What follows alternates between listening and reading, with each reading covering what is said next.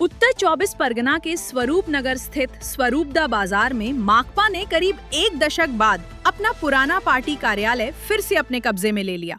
Party का आरोप है कि वर्ष 2016 में स्थानीय तृणमूल कांग्रेस नेताओं ने इस कार्यालय पर कब्जा कर लिया था, जिसके बाद से इसका उपयोग टीएमसी कार्यालय के रूप में किया जा रहा था।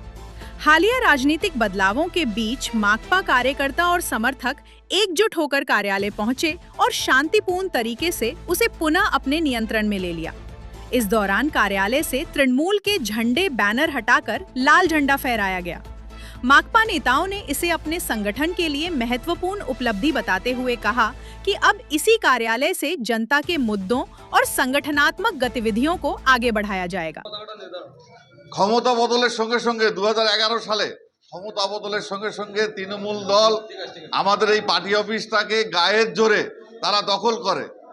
আজকে তারা 2026 সালে বিধানসভা নির্বাচনে পরাজিত হওয়ার পরে তারা ভয়ে কুঁকড়ে আজকে পার্টি অফিসের চাবি আমাদের হাতে তুলে দিতে তারা বাধ্য হয়েছে।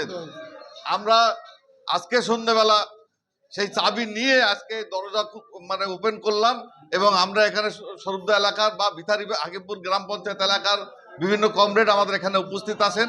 সবাইকে আজকে আমরা ধন্যবাদ জানাচ্ছি সিপিআইএম পার্টির পক্ষ থেকে এবং আমাদের লড়াই আন্দোলন চলতে থাকবে এবং আগামী দিনের জন্য আমরা চাইছি আমরা ভিতারি হাকিমপুর এলাকায় আমাদের পার্টির লড়াই সংগ্রাম আন্দোলন জোরদার হবে বলে আশা করছি।